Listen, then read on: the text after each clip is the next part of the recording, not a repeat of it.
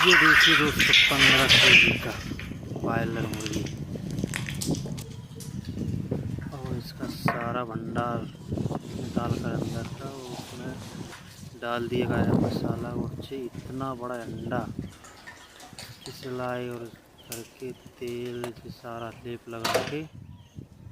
और अच्छे कपड़ा है शायद उसके ऊपर से